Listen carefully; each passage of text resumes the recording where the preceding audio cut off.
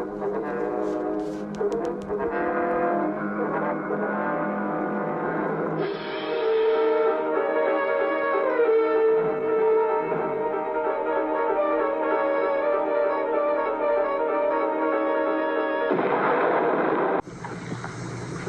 me while I have a strange interlude.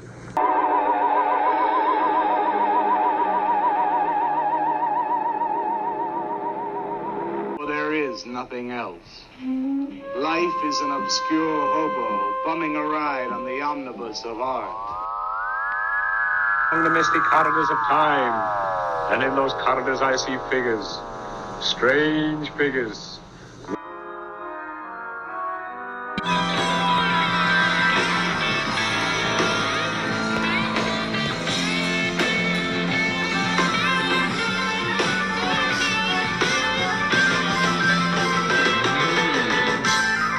Welcome back, my friends, to the AP Strange Show. I am your host, AP Strange. This is my show, and this week's show is brought to you by Paranormal Security System Experts.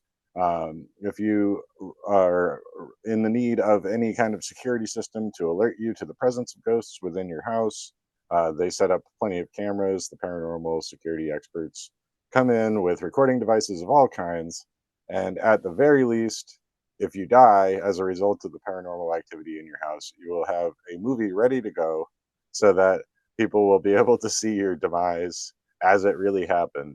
So talk to the paranormal security experts to ensure some level of celebrity for yourself after your passing. So with that in mind, we have a wonderful guest on today's show. It's a third time's a charm special episode where we talk about the third movie in a franchise. And this week we're getting into the found footage realm with Paranormal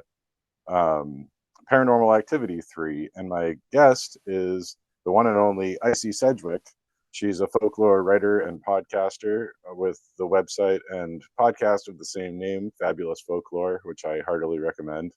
She's a former ghost hunter and the author of such books as Rebel Folklore and several dark fantasy and gothic titles. And also, she has a doctorate in horror movies, which I found absolutely astonishing. And more to the point, part of her PhD was looking at this movie, Paranormal Activity 3. And when I came up with the idea of covering third movies in a franchise, I never dreamed that anyone would have one third movie as part of their PhD. And I guess, the world is full of surprises. So I'm very happy to welcome to the show, Icy Sedgwick. How are you doing, Icy? I'm not too bad. That was a fantastic introduction, by the way. Oh, thank you.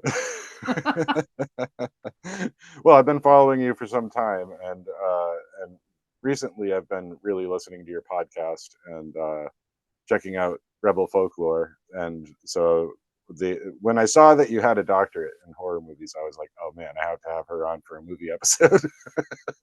It comes in useful for something then. Hooray.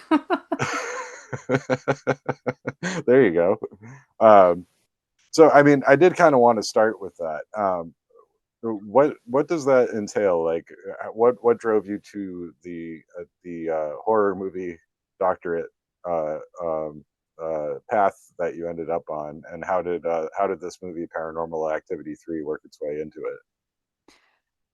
How I got onto it started the way most things that I do did. It seemed like a good idea at the time. And way back when I was doing my masters, I'd started to specialize in horror actually originally on my BA.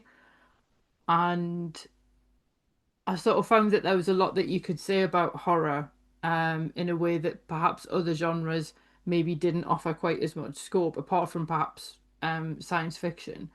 And when I did my MA, I ended up looking at things like the domestic uncanny and the female character as like either villain or victim. And I'll be honest with you, gender studies in horror have been massively overdone.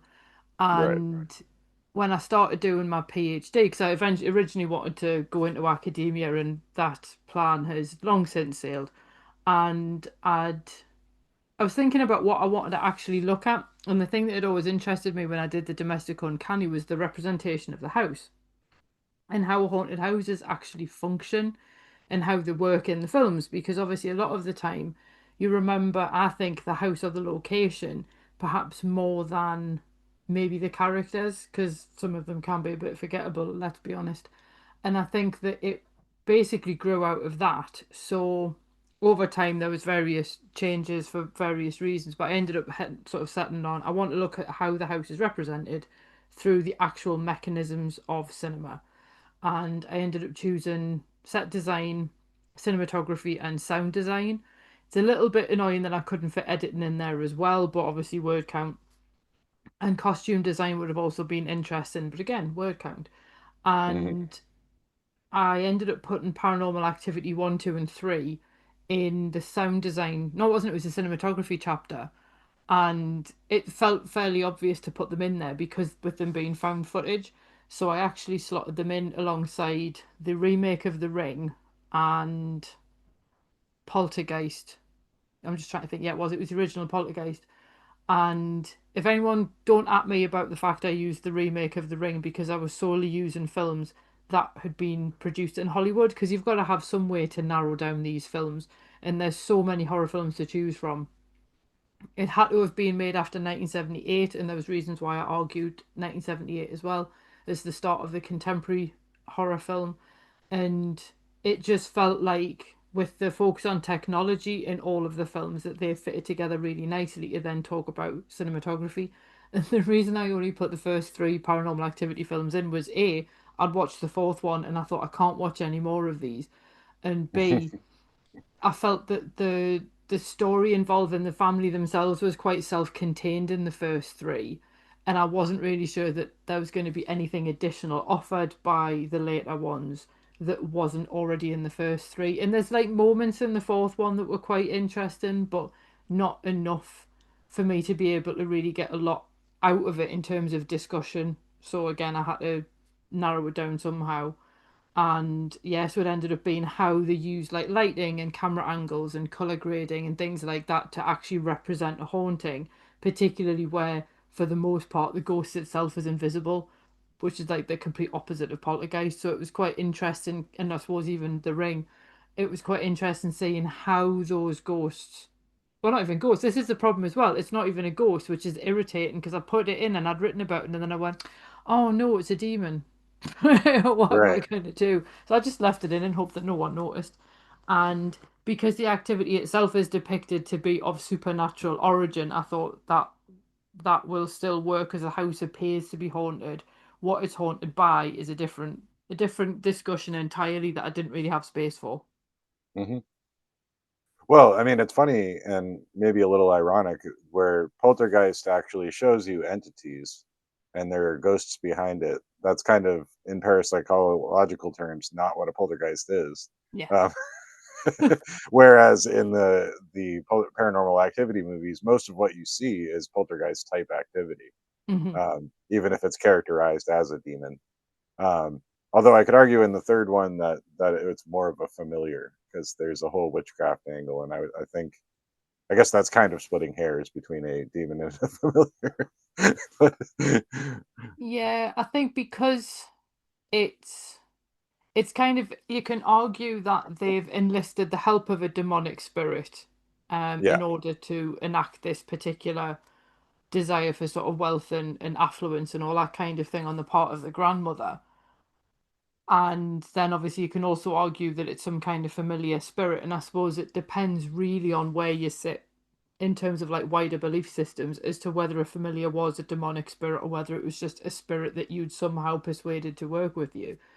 And I think ultimately the way that the spirit behaves does change between the three films, and I think some people might read a lot into that. I would argue, if I was being harsh, that it also felt like whoever wrote the third one hadn't actually rewatched the first two. So uh, there's almost like a bit of a plot hole because someone's just not been consistent with what they themselves have written. And obviously I think it is a different writer, and because it's also set before the other ones, you can kind of get away with a little bit of a change, I think, in tone. But I I sort of feel like a demon would sort of make more sense for me than a familiar, simply because the collection of the child, which we see in the second film, the firstborn male, would make more sense as a result of a demonic pact rather than perhaps a familiar. That seems a little bit excessive for something a familiar might ask for. But again, the fact that there's slippage between the two just kind of shows that the nature of Toby's sort of irrelevant, and he's just really there to kind of push the plot forward. But he's basically a massive MacGuffin more than anything, which is a weird thing to do in a found footage film. Right. Yeah, I mean, because he operates as like an imaginary friend to the little Hmm. girl the whole time. Um, but as far as continuity goes between the movies, I was a little confused about that because it seems like at the beginning it's in the current timeline, like nowadays, and they find the box of videotapes. Hmm. I half expected that they'd be going back to that timeline, but is that timeline supposed to be like during the second movie or after? It's during, so where it sort of fits, as far as I can remember, is you have at the beginning of the third film they find the videotapes, but that fits in the second film sort of before the transfer the demonic entity from Christy to the other sister. Okay, So it sort of fits in there. But you're right, it's weird that it then gets they've then sat through all of this video content, but it doesn't go back to them again. And then the continuity jumps the shark even more for episode four, where again there's even less sense between, well, why would this character do this and then go there? And you sit there going, I'm confused. Am I supposed to be? Was this supposed to not actually have any continuity between them? Or again, am I just splitting hairs when that's possibly not the point? But I do think with something like these kind of stories, if you're going to try and build a universe and a franchise, it helps if there's actually a through line that you can follow, because they do a good job with the first and the second one, where the second one sort of actually starts out, the first half is like before the first film, and then the events of the first film happen, and then the rest of the second film that works quite well, and the jumping around in time's quite effective. But yeah, then the third one, it's like, which one is it? Pick one. right. It doesn't really go the way you want it to. Yeah, and for listeners, the third one takes place in 1988, which I thought was a little interesting because now we're back in a time before more accessible like digital recording. The guy has like VHS camcorders basically, um, which is a little it, that kind of pulled me out of the movie a little bit because despite their efforts, and I guess this would be a fun thing to ask you about as far as costume design and setting and props go, um, it didn't feel 1988 to me for a lot of it. Like I wasn't buying it, and then when you then to the point where when something very 80s popped up, I'd be like, "What? Why are they? Oh, right, it's the 80s." Like I kept forgetting when she takes out the big wireless phone because then I had to think. I'm like, did they have the cordless house phones in '88? Like to me, that sounded felt like more of a '90s thing. But I really, so yeah, I don't know how you felt about the kind of props and setting and putting it in that time period. I think I would agree with you. A lot of it does feel more early to mid 90s, which again, you're possibly splitting hairs a little bit. I think what I liked about the move to an earlier period, irrelevant of when it is, it's an analog period. So the cameras and the film, obviously the cameras in the first two films are also tangible, but the film itself, so the actual material of the recording physically exists. It's a tangible product. And I quite like the fact that um, the way that the cameras operate are really limited compared to what the digital ones can do. So, for example, the bit where Dennis mounts the video camera on the oscillating fan, so we can then get the Right, pan from one side of the room to the other, which they use really well. For they use the same gag sort of twice, and the first one works really well, and the second one, it's like you've already done that gimmick. right, Find something else to do. And the fact that you do have a mixture of fixed cameras and handheld cameras, I think also works quite well, although they do that in the first one as well. The difference, I think, is when you look at the use of framing, because Dennis is a videographer as an actual job, his framing is so much better than the guy in the first film, Micah, where he's constantly like cutting people's heads off out of the shot and everything because he's clearly just someone who's hired a video camera or bought one, but he doesn't know what he's doing. Whereas Dennis's framing and everything and use of the camera is much more assured, which is good. But I think you then end up obviously quite frustrated, and this is a limitation of found footage anyway, where like you hear a noise behind the camera and you have to wait for the person to turn round with the camera to see what made the noise. By which point there is a chance that you might have lost interest in what made the noise if you're me. Yeah, But then there's also the fact that you do think, would you walk around the house with a handheld camera? Possibly not. And there's one scene in the film that I remember actually shouting at, in my head anyway, because I was in the cinema. And it's the bit where you suddenly have this shot of Mike, not Mike, it's Dennis in the third one, reviewing all of the footage. So he's got all these TVs and he's watching all the footage. I'm like, well, who's filming you? right. Because I can't remember if there's even any time codes on the film at that point, because obviously the time codes are there to sort of obviously show this is being filmed, this is all real footage. But I'm like, well, who would be filming you watching the footage? That's just weird. And it Yeah, really irritated us because it was this weird moment where like the filmmakers themselves intruded in the film. And while that scene sort of shows the you know the arguments and so on between Dennis and his partner, it doesn't really add anything to the film itself. And I'm like, so all you've done is you've just broken your own conceit that this is genuine found footage, which also begs the question, who edited it together? yeah, So, and I think that in and itself is also a problem with found footage anyway, the fact that who cut this together, because it's rarely, I don't know, an hour and a half in real time of something that happened, which would feel a little bit more realistic. I'm thinking, did Grave Encounters try and do it that it was a genuine period of time? yeah. Possibly. Possibly, but I Well, know, but Paranormal Activity 3 is over like the course of a few weeks. And it's like, so who's edited all the bits out in between and what was happening in those? And that's the bit that always frustrates me with found footage. hmm. Yeah, I mean, especially when you get to the end, because like, spoiler alert, he dies. Mm, Like, so that last bit of footage, like, who took that and put it yeah. together with the rest of the stuff?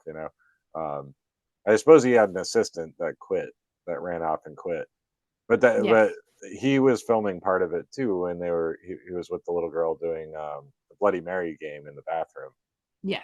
and that's where the activity really kicks up, and that's one of those moments that makes me think, where it again takes me out of the movie with found footage, where I mean, no matter how dedicated you are to capturing the stuff on film, uh, if you're trying to run away from something terrifying like being trapped in a bathroom and like crazy sounds of furniture being thrown at you, it's like, other than not wanting to break the camera by dropping it, like I can't see just continuing to hold it up to your eye and filming everything that's going on. It's a bit of a stretch.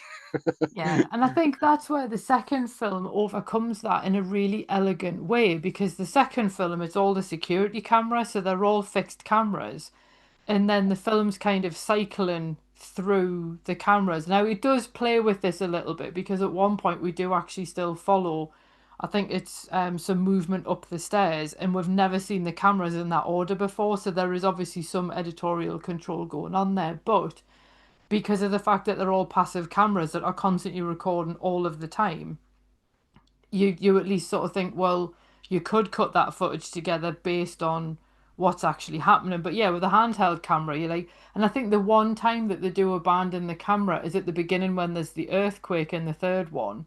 And Right, obviously the rush to get out of the house and the camera falls over, and that's where you see a little bit of dust, like describing the outline of this invisible figure. But the rest of the time, you just want to go, mate, put the camera down and just leave. It's fine. right. Like nothing's it's not a problem. You can claim it back on your insurance. Don't worry about it. And yeah, so I get a bit. I find the incessant need to film. In some ways, weirdly, it's quite predictive of the way that people are now. The fact that the minute something happens in the street, the first thing people do is get their phones out to film it rather than intervening or helping. So maybe Paranormal Activity just predicted how camera phones were going to work, or maybe that's giving it too much credit. Well, yeah. I mean, I tend to think that prior to that, you had the Blair Witch Project was Mhm. kind of like the original, and that made more sense because they're trying to film a documentary, and then Mhm. you have everything sequentially because they basically have one camera, so there's no editing involved. It's just like turning it on, turning it off. It's all the bits they recorded, and I think it was fairly convincing. But yeah, to your point, that made me wonder in this movie if it was 1988 and there was a camera sitting on a table or a tripod or an oscillating fan while you're hanging out, you'd probably be pretty put off by it because even with just security cameras, I feel like within my lifetime I've seen those proliferate. Where like I would notice them once in a while at the gas station, there would be one pointed at the front door. One, and nowadays, like everywhere you go, there's just cameras on everything, and everybody has one in their pocket. So Mm. you're pretty much being surveilled all the time. But I feel like it's a little weird how easily people just adjust to being on camera all the time in the movie. I guess the children might not know any better, but the wife has her reservations. And well, actually, are they married? I couldn't. I didn't It, pick. it's not clear. I don't think they're married. Yeah, Um, because but then he's obviously not the other. father. He's not the father of the No. children. So yeah, right. Okay. I didn't know Yeah, if they were you never dating. find out. I can't remember if you find out what happens to their dad. But then I was thinking the babysitter comes round, and she seems perfectly okay with the idea of there being cameras everywhere. And you sort of think, would you be though, or would you just think that this guy who's hired you is a bit weird? Right. I would think he was a freak if, I already think that. Like my day job has me go into people's homes sometimes or into businesses, but in homes, I've seen cameras on the weirdest places in people's homes or, audio recording devices. And it's just like, what, what are you recording in your house? Like, that's so weird. It really puts you off. Um, Mm. but yeah, I can imagine in the '80s it would have really stood out. Because I feel like as a kid in the '80s, I noticed when cameras would appear places, and you'd be like, "Oh, I'm on camera here." You're very cognizant of it. Nowadays, people just ignore it, but it did seem like a bit of an odd thing. And yeah, if you were the babysitter, you would wonder what he was up to. Mm. I suppose I can't remember if they tell her what it's for because I've got a memory of the scene in the film where she pretends to be a ghost by putting a sheet over her head, and then the figure, which again breaks the whole point of the film, appears behind the babysitter in like, under the sheet. So they've got this child-sized figure that appears behind her, which obviously then appears and disappears during one of the oscillating fan pan movements. But then we've also seen from the beginning of the film when the dust falls over the figure that the figure's like adult sized. And then when one of the kids runs into the figure upstairs, she looks up and again implies that the figure's adult sized by the eye line matching. Right. But then it is one of the more effective scenes, the one with the child sized figure behind the babysitter. Why would the figure suddenly change size? Huh. Well, I guess if you're a demon, you might be able to do that. Oh, probably, but it just seems like it. I suppose, but you don't know if it's then pretending to be one of the kids or not, which would make sense.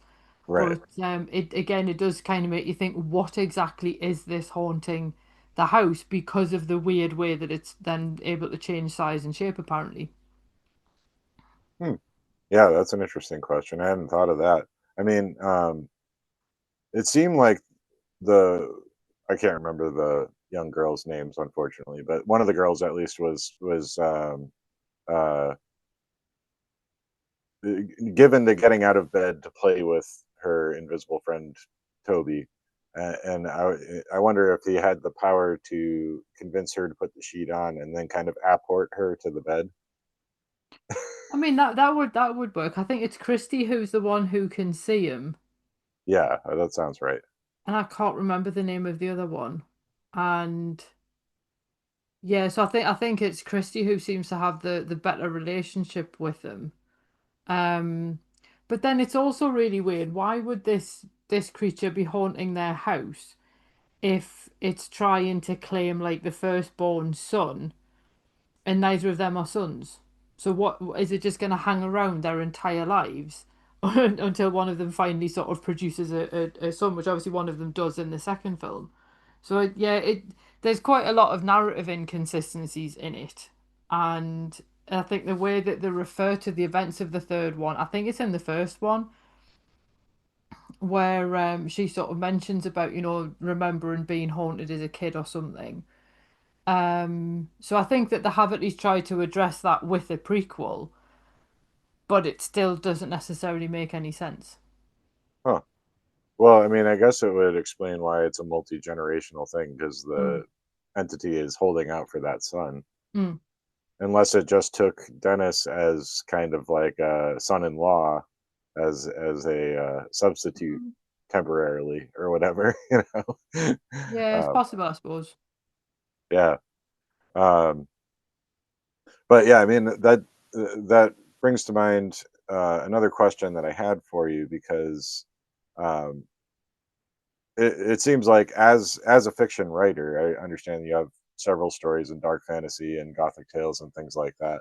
Um, is it interesting to you, this kind of genre, and trying to write workarounds for this? Because it almost seems to me like in these movies, not necessarily Paranormal Activity, but in a lot of found footage movies, there has to be some amount of improvising. It doesn't seem terribly scripted sometimes, and it seems like there's always has to be some kind of hackneyed way to explain either the cameras or to do exposition for things that you couldn't have on camera. Um, so I wonder, as a fiction writer too, like what are your thoughts on actually writing one of these movies and how these ones hold up under those circumstances? I mean, any found footage automatically suffers from the thing I mentioned earlier about who's the editor, and the way that the footage is put together has always been intentionally cut in that particular way, which means somebody has made decisions. Why are you including this bit but not say that part? So it's already fraught with problems, even from a storytelling point of view. And I think that's where it's really interesting in the first and the second films in particular, where they'll say like day one, day two, day 10, day 14, or whatever. And it's the fact that you have massive gaps of time between the first ones. So it might be, say, like day one and then day seven, where nothing's happened in between, and then it starts to ramp up. So it starts to become like more and more frequent, and then it's several times within the same day. That works really well with film, where you can obviously just put a title card up and say it's whichever day it is. That would be really, I mean, you could do that in fiction writing as well, but I think the problem is you then start thinking, well, what was going on in the bit in between? Why has that been left out? So I think you immediately have to then either completely ignore that and hope that the audience doesn't ask the question, which is one strategy, and that's sort of the strategy that Paranormal Activity goes for.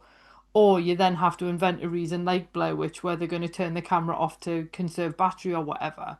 So you've Hmm. got a genuine reason why it's essentially almost being cut by them themselves, which I think in some ways makes more sense.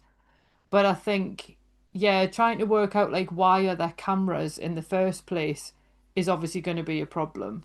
And trying to also explain the activity to a degree as well, because you need to have a satisfying explanation for what it is. And what's really funny is I remember there was a rip-off film came out, Paranormal Entity, which was also kind of based on a film that had come out a lot earlier that had Barbara Hershey in it.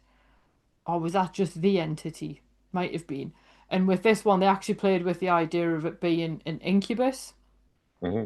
So the thing that had been invited into their life because the mother had lost her husband, and she was trying to contact him by herself doing Ouija boards in the living room, and then that invited this thing into the house, and the son starts filming the activity because it's really weird and he wants a record of it, but because of the age of him and his interest towards the supernatural, it kind of makes sense why you would then record all of this content and why you would record what's going on. And I think that's the bit that really makes the difference between whether found footage works or it doesn't, is what is the reason for someone filming it. Right. And if you're trying to make a documentary, that's perfectly good excuse for why you would have the footage. Whereas just, yeah, something weird's happening around the house, so I'm going to film it, is a I suppose nowadays it would be easier to do because of the fact, and I think this is why Paranormal Activity 4 perhaps makes more sense because it uses like cameras on phones, but also like webcams and things like that as well. So that it takes into account all of the cameras you automatically have in your house. And that works quite well. But yeah, I do think that's the biggest issue is coming up with a motivation for the characters to be filming and then trying to explain the gaps in time as well. Right. Yeah, and I mean, in this case, in Paranormal Activity 3, they set up the camera in the bedroom because they're going to have sex on Yeah. camera, Yeah. and then the earthquake happens. Um, so that's an interesting approach as the inciting incident for capturing things on film there. Mm. Um, but I wonder, have you ever seen the VHS movies? They're I like V don't think slash so. H slash. So they're like anthology style basically, and they're 3 or 4 short films that were made all by different filmmakers, but they're all found footage. So Hmm. that these people get really creative with why there would be a camera. Like in one of them, somebody has the glasses with the camera built into it, and Oh it's like yeah. a Google lens. Yeah, and there's Mm. some that are video chats just like this. The whole thing is that, it's Yeah. kind of interesting. They're a little bit cerebral and creepy for my liking. I saw the first one. I don't remember if I watched any of the others, but I think I watched the second one too. But it was a little much. Yeah. I'm I not the think that biggest on found footage, but I think that's where it's not strictly found footage, but I really liked Host because that one came out during the first lockdown in the UK, and it's all done as like these people who've come on Zoom to do a séance. And obviously things go horribly wrong. But what I liked about it was the way that obviously there was a good reason for why they were all on a Zoom call, and it was because we're in lockdown, so nobody could go out and see anyone. So the yeah. actual context for release that actually became the same context for the film. That was really cool. But then all the weird random features that Zoom had built in, like that thing where you can turn the masks on, so if it detects a face, it'll put a mask on the person. They built things like that into the film, so obviously then you'll have a character talking, like a human character, and then you suddenly see one of the masks moving around in the background, implying Zoom's picked up a face and stuff. So that one, while it's not strictly found footage, I feel actually worked quite well because of the fact that again, like the film, there's no edits in it, so the film runtime is like how long this event actually happened, or well, happened, as air quotes, because of the fact that obviously it then you remove that invisible editor problem because of the fact it was just recorded by Zoom. And I think that's the I mean, when you think about it, we used to have the epistolary, I can't pronounce that properly, but the novel based on letters, much like Dracula, where it's all like sections of people's diaries and Oh, manifests that's and all true. that kind of thing. And again, you always had, well, you don't know who's left what information out, who's included these letters and not others, and things like that. So I think there's always been a tendency in storytelling to try to play with the format a little bit. And I think that's all found footage is. It just sometimes it works and sometimes it doesn't. But isn't it interesting that most found footage tends towards either horror or sci-fi? Like you don't really get like a musical found footage, thank God. Not yet. Oh God, I've just made that happen by saying it, haven't I? Yep, you did. Somebody's gonna take that idea and run with it. Mm. Yeah, no, that's a really interesting point that I hadn't considered, but you're right. I mean, even like Frankenstein is like that too, where it's a series of journal entries and letters, and yeah, um, huh. Yeah, it's a super interesting way to consider found footage, which gives it a little bit more legitimacy than perhaps I was giving it before. So, um, The one difference between the two, though, I think, is with like the ones based on like letter writing and journal writing is you then have the unreliable narrator.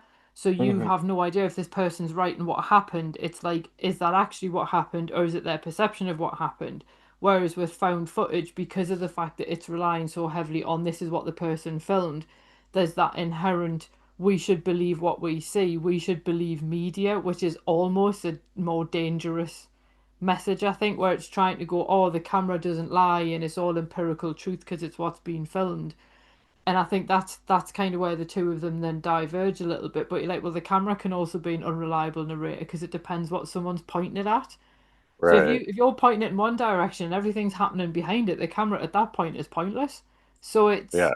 it is a bit of a funny one, I think. But I think because found footage is trying to play with that nature of what is reality and what is not, I guess it's not always done in that much of a highbrow kind of way. Right. Yeah.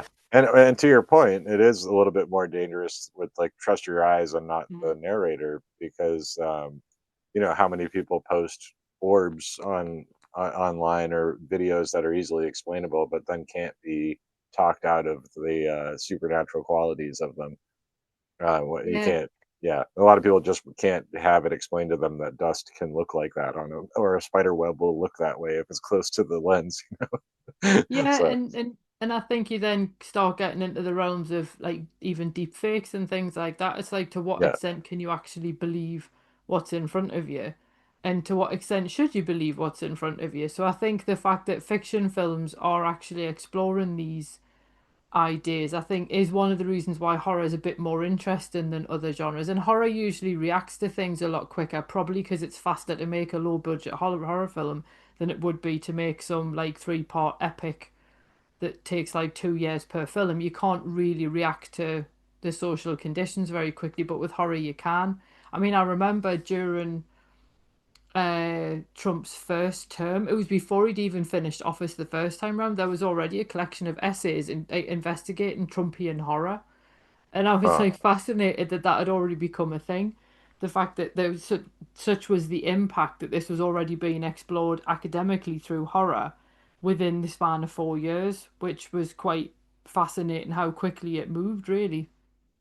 Yeah, I mean, you think that these are things that are often considered in retrospect when you can see the effects, but things have accelerated in our modern world with the technology we have and how mad everybody is these days. Yes, exactly.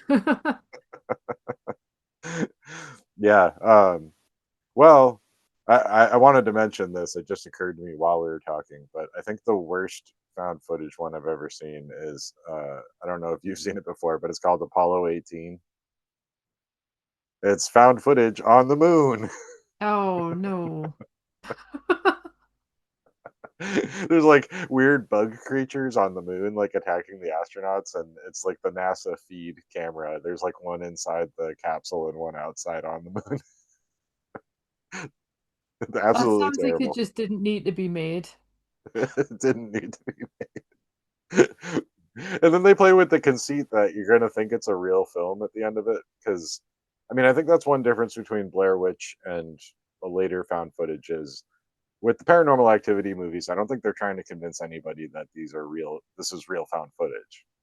That's just how the plot plays out. With Blair Witch, they did a huge publicity stunt where they were trying to say this really was footage from a failed documentary of these people that went missing and nobody ever found them. So there was this whole mystique behind it, and there's still to this day people believe that about that movie.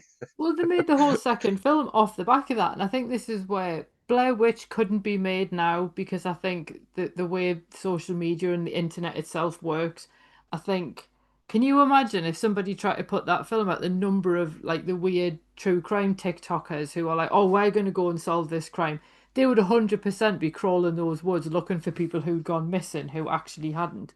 And I think with the Well, they second film, they have though. That's what I'm saying. Is like the area where they filmed it was in Connecticut, not too far from me, and you're not allowed to go there anymore. It's all become private property and fenced off. And because too many people have gone in there looking, even though the film was set in New Jersey, people found out that it was actually Connecticut where it was filmed, but then also believe that it was real somehow, and have gone in there looking for stuff. I mean, like, I think that you would think the interviews with the actors might have helped. But I know the second film, though, the whole conceit of that was it then became about the mystique that had grown up about the first film. So it gets quite self-referential, which I think worked quite well. But I don't understand why they want to reboot it. It's like, no, just leave it. You're not going to be able to replicate it. And quite Yeah, frankly, you gave me motion sickness with the first one, so I've got no interest in watching another one.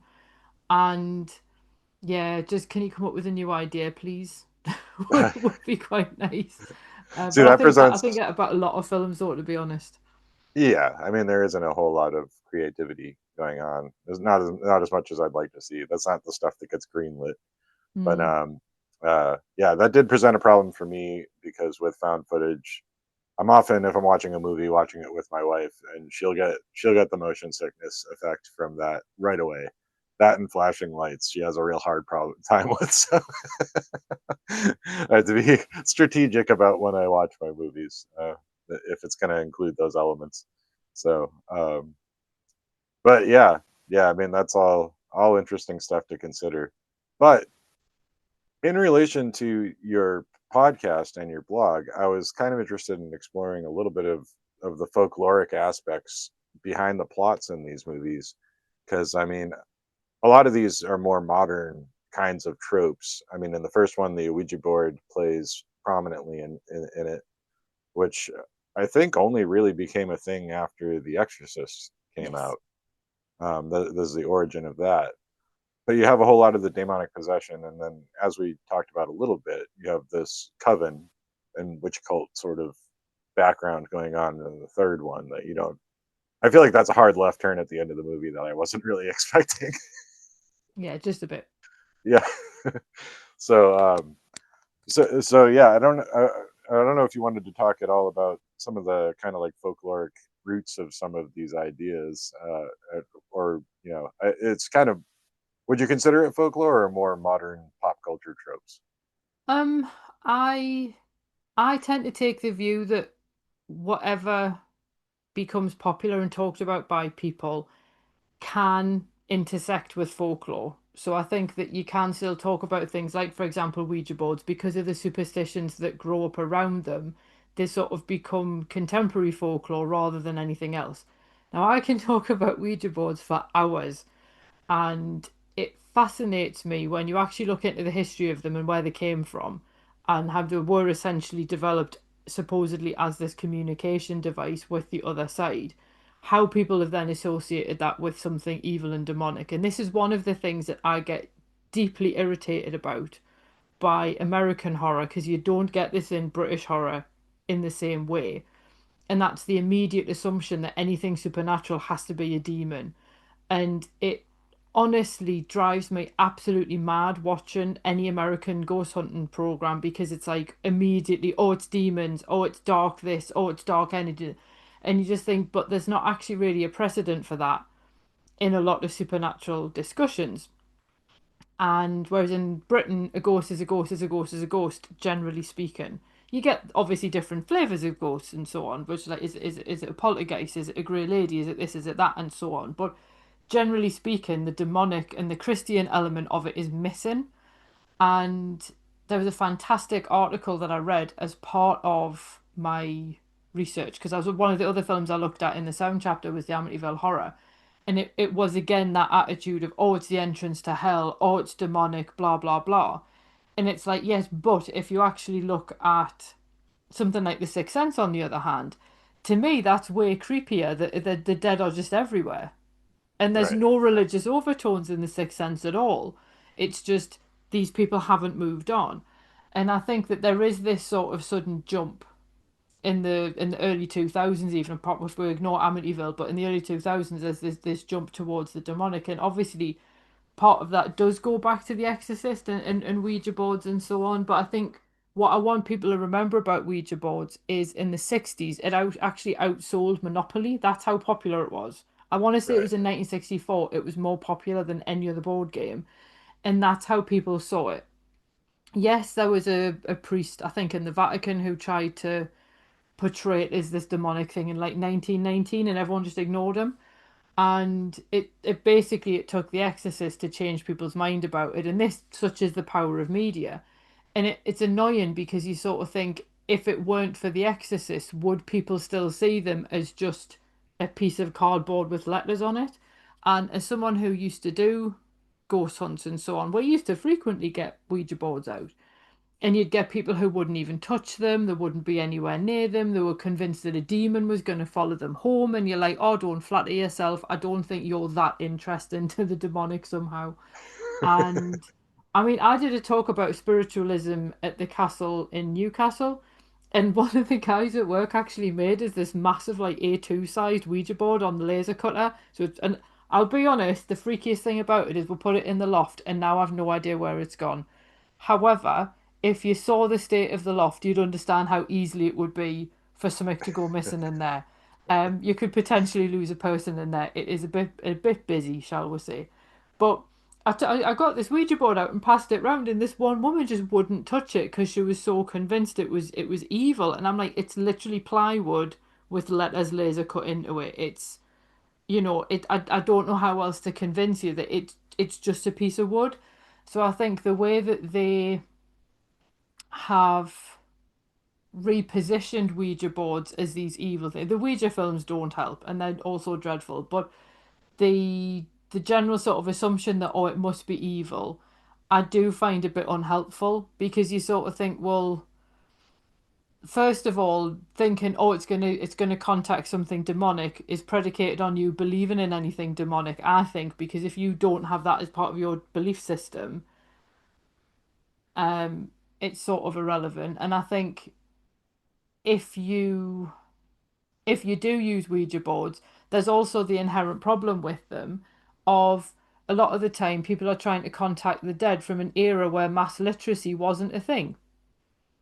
So Yeah, how can yeah, Ouija boards possibly spell any messages out? And there's just things like that. So I think that the films using them tap into that cultural fear of Ouija boards rather than the historical reality of them, where they were actually just these popular things that people had in their homes.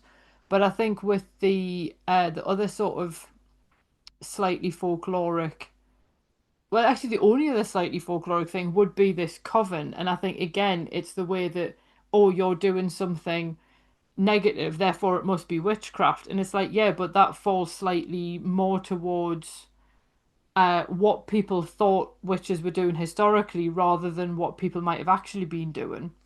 right, They're two separate things. But I think that this idea of essentially selling a child in exchange for something else, I don't know if I can actually remember any cases that come up because generally speaking, if it's a familiar, the witch is feeding the familiar on her own blood. Why would she then need to hand over a baby? It doesn't actually make sense.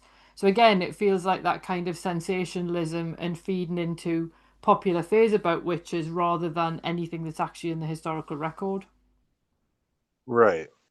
I mean, I think you do find some support for that in witch hunters manuals and stuff Mm. like that, like witch finders and yeah. I mean, that's and I think that's an important point to make too. Is when you're talking about like witchcraft and demonology, I thought it was funny that Dennis sends his coworker friend to the library to get a book on demonology, and he comes back with one that just says demonology right across the top of it. I'm like, so is that the one that was written by King James, or is it Yeah, probably you not? Right? probably. That's not the most accessible tome.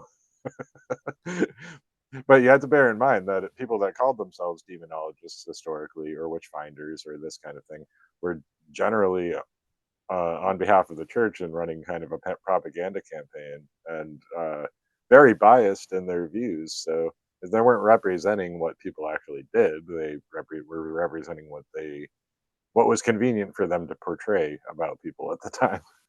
I think a lot of it also feeds into human nature because if you're living in a time where germ theory hasn't been explained yet and you don't necessarily understand where, say, sickness comes from, or any, I mean, to be fair, there's some illnesses that they still don't understand. And, if someone comes along and says to you, oh, this thing is being caused by witches, I mean, look how much people believe conspiracy theories now. And at least witches, kind of, if you're living in that context, would make more sense rather than, oh, you've got this illness because of 5G or something weird Yeah, like that. You can see why people would go, oh, yeah, actually, that makes sense. That explains that otherwise inexplicable thing. So I think sometimes we need to sort of potentially cut people a little bit of slack in earlier yeah, centuries ago. Well, you had like you understood less, but we also have access to the internet and people understand even less again. So it's not right. necessarily an educational problem.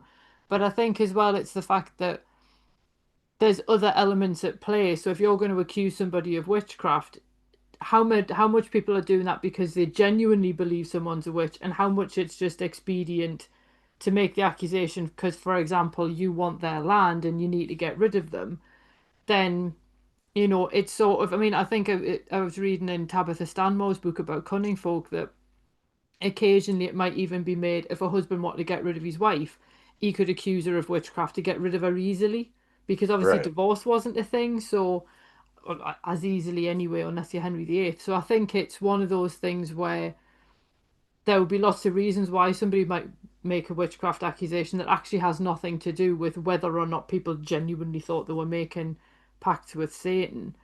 And the other issue that I have as well, and this is the thing when you look at English folklore in particular, but sort of widely as well. The devil often comes across as being a bit cartoonish. I'm not gonna lie. So there's all these legends where is, for example, he's been walking across the landscape because he's giant and he's carrying stones in an apron and one of the strings snaps.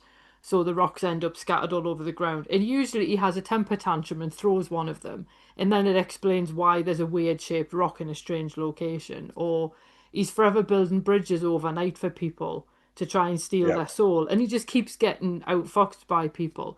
Or he gets into some kind of throwing contest with a giant and again ends up losing and has a tantrum and throws something. And the devil doesn't come across actually as particularly scary in a lot of these stories. So when you then get to the witch trials and oh, the devil made me do this, and it's like this the same guy.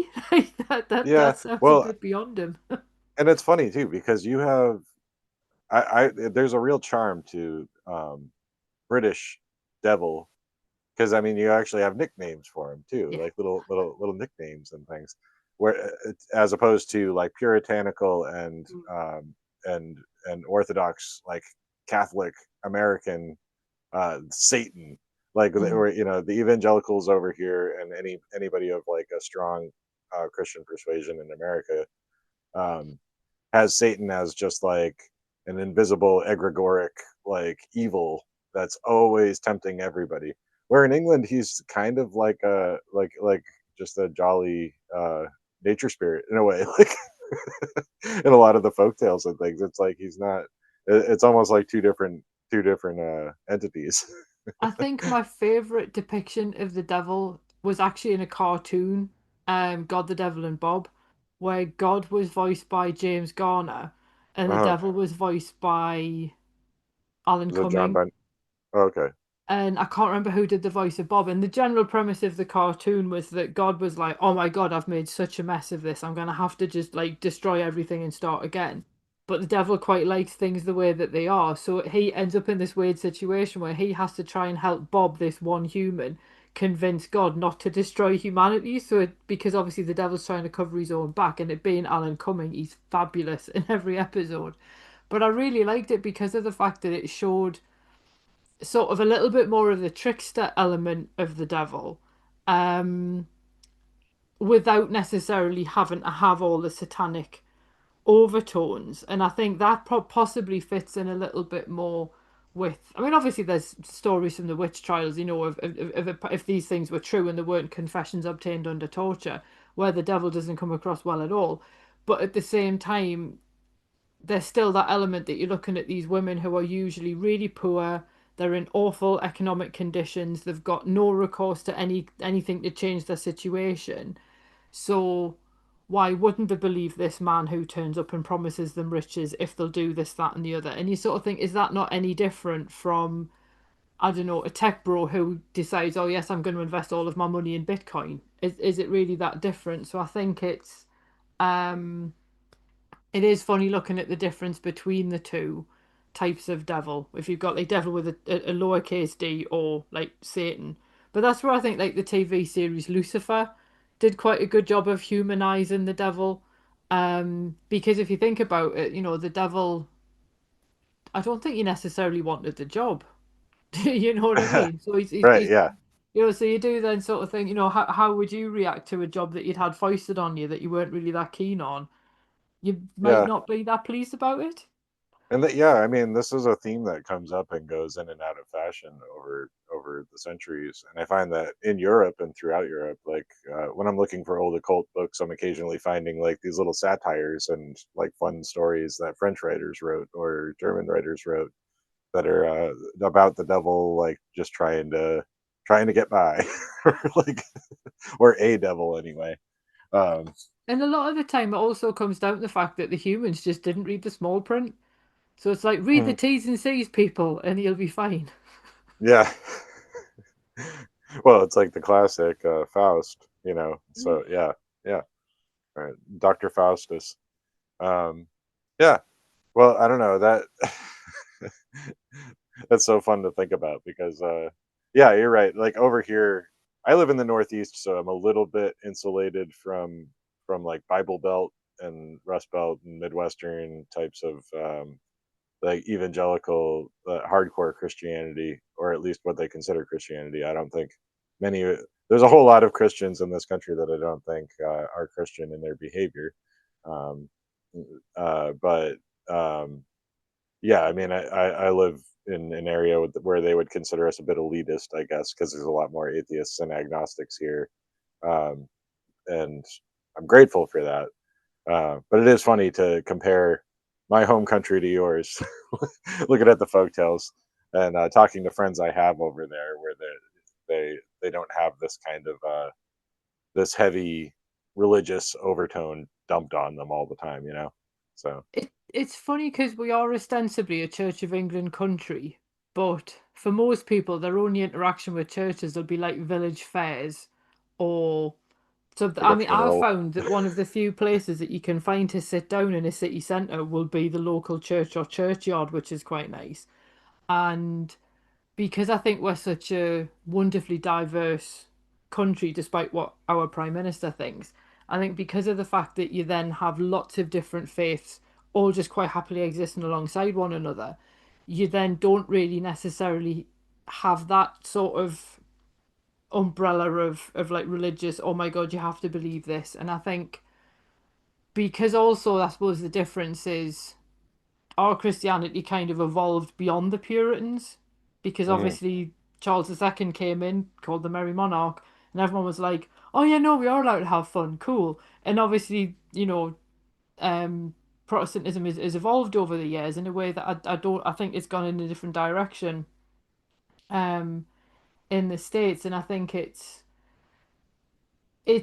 easier, I think, in this country for people to just not really know what they believe or to not believe at all, and that's fine. Like it's not really a thing. I mean, I might say facetiously that a lot of people in this country, their religion will be sport, um, yeah. but that's fine. Um, Well, there so I is thought, something to that, you know. Like yeah. football is kind of a ritual in itself, you know. Oh So, God, very much so. And so I don't know. I just sort of feel like because we've also got this kind of interest in this kind of quaint almost England that never was as well. So you've got people sort of obviously having an interest in old folk customs and stuff like that. I think that periodically you do get a sense of kind of little bits of fragments of kind of things kind of pop up. I won't say paganism because that's ridiculous because you'd have to go back essentially to the Vikings were the last pagans who invaded Britain, and you're looking at like the 7th or 8th century for that. But I think you do at least get fragments of other ways of seeing the world pop yeah. through every now and then, which is always healthy, I think. Mhm. But yeah, and I think also it just depends on how um people approach the matter of belief. And I think even when you get sort of things like New Age spirituality and so on, I think is perceived differently now. So I think um it's easier to believe what you want. And I think because we very much got a sense in Britain of like, keep your business out or keep your nose out of other people's business. I think that helps as well. Yeah, yeah. um, but it's certainly different, and I'm perpetually embarrassed by how people behave over here, and more so as time goes on. It just gets worse and worse. But uh, yeah, but I mean, when we were talking about the demonic stuff earlier too, blows my mind because you nailed it right on. You hit the nail right on the head when you said that it presupposes a belief in demons and a Christian cosmology, which a lot of people just don't have.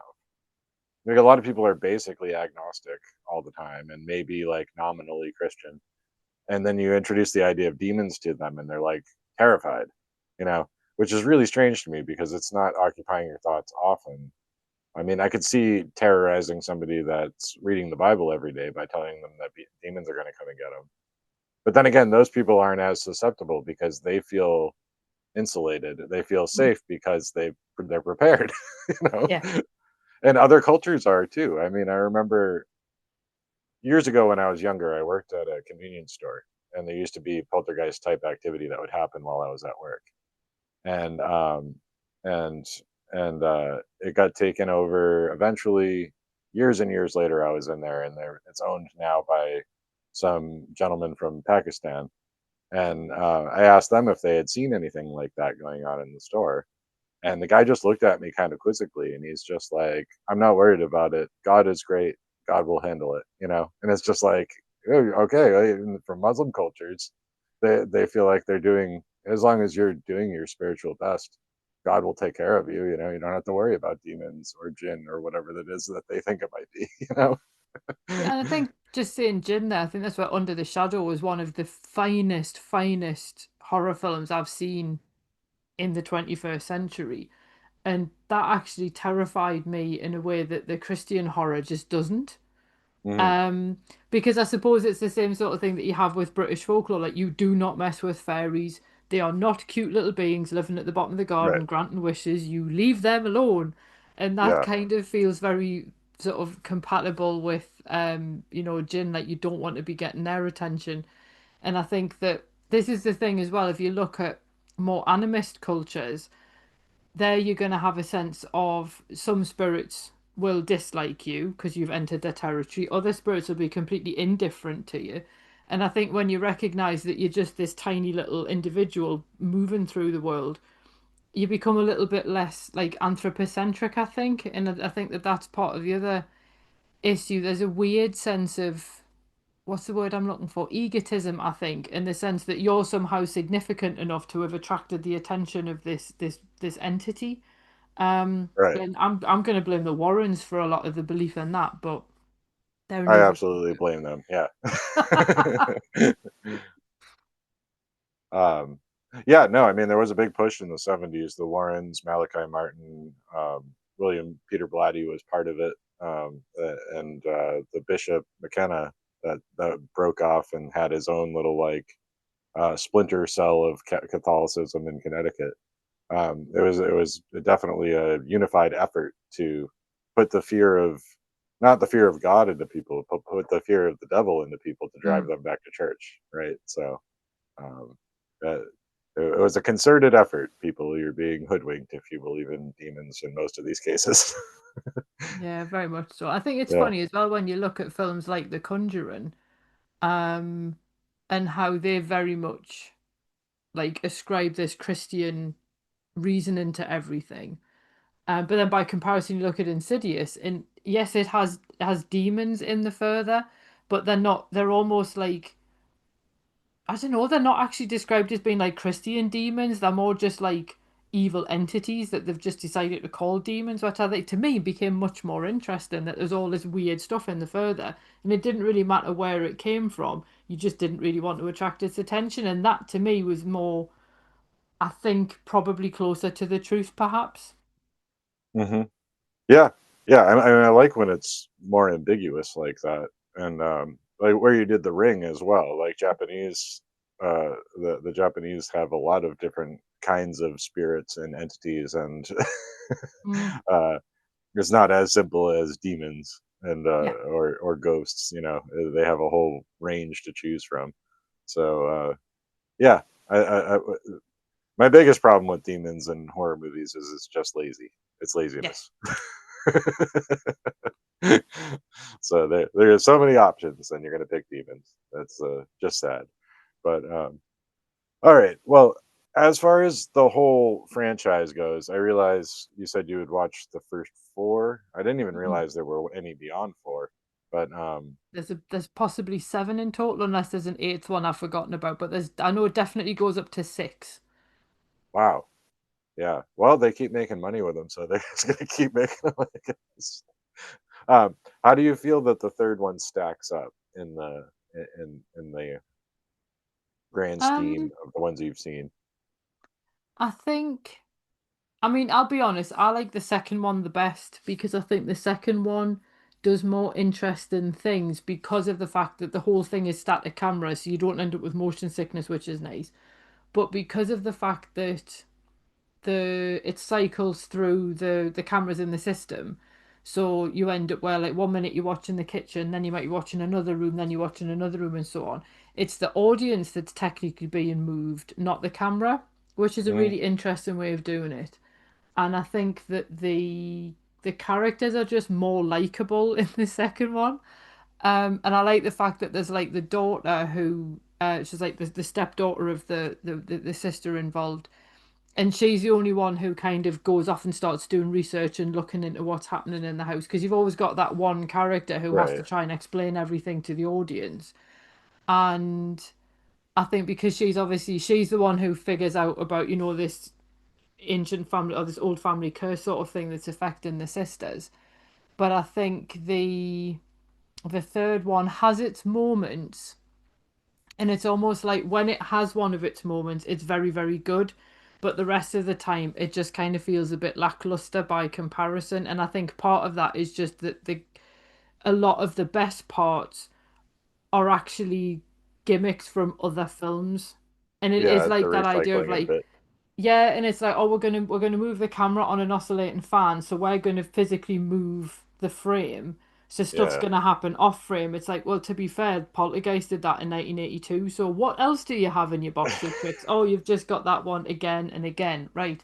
right. So I think Yeah, that for me, and the fact that they put the Bloody Mary scene in the trailer, don't squander your best sequence in the trailer. right. Yeah, Um, yeah, so yeah, so it has its moments, and it's not the worst film I've ever seen, but it was also the kind of film where if they just stopped at the second film, nobody would have missed the third one. yeah. I think you're right. Yeah, I would have to agree with your assessment on that. But before we end, I did want to I did want to commend you on Rebel Folklore, your book, because I was telling you before we recorded for the audience. It was like started following Icy like years ago on Twitter, and then I've switched platforms several times. Finally, got away from Twitter, and then wasn't following her anymore. And somebody brought this book to my attention, um, and and I was like, "Oh yeah, Icy." So then I went and found her on the other socials that I'm now using. But I got the book, and it is great because it's basically a lot of characters from different traditions, some goddesses, some witches, some trickster figures that you talk about throughout the book, and with um, fantastic illustrations by Melissa Jaram. Um, so I mean, this book is like a piece of art, you know. It really is. She did such a good job with the illustrations. But your little write ups are great too. It's almost like a little encyclopedia of rebellious folkloric entities. So how did this book come about? Well, DK approached me. They said that they already had the concept in mind, and they approached me and asked if I would write it. And the general principle behind it was that the figures, while we're calling them rebels, they're more ambiguous. So even the quote unquote evil figures in there, and there are a few that you wouldn't want to encounter, in general, they're only a problem if you basically encounter them in the wrong way. So characters like La Diabolesse from the Caribbean, for example, she only targets sort of men who are out late at night, with the implication being they're men who would harass a woman on her own late at night. right, So it's one right, of those kind of things that are quite easy to avoid their attention quite a lot of the time. And then you also have other figures who some of them are almost entirely benevolent, like the Pleiades. It's quite difficult to find any negative stuff about them. And Scheherazade in the 1001 Nights, who's my absolute favourite, they're all really positive figures. But the way that they go about things can sometimes be a bit rebellious, or they can buck the system in some kind of way. Which is why, like, Robin Hood's in there because you can't write about rebels in folklore and not mention Robin Hood. Right. Yeah. and and I think it was basically it was trying to be respectful of other cultures. So, for example, when I included Raven from the Pacific Northwest, I actually got some help from my Salish friend on that one, just to make sure that I was covering Raven in like a respectful manner, and I made sure where possible that if I could read sources from particular areas. So, like when I looked at the one for Bali, I made sure that I was looking at websites written by people from Bali rather than just articles from elsewhere. So I wanted to try and make sure that I was like really getting the point of these figures Yeah. from the people who they were their culture. And then obviously that's why there's massive reading lists in the back. So if you're interested in any of them, you can then go off and find out more about them. And I think there's some in there where it was like I'd heard of them but didn't really know a lot about them, so it was quite interesting going to find out more. And then there were other ones where I thought I knew what they were, but then again, further investigation was like, no, no, no, you got that one wrong. And Yeah. it was quite interesting, I think, to see how in some places figures are quite similar, and you don't want to say like say this is the Japanese version of so and such a figure, because then that flattens all culture out into one thing, and I don't think that's helpful.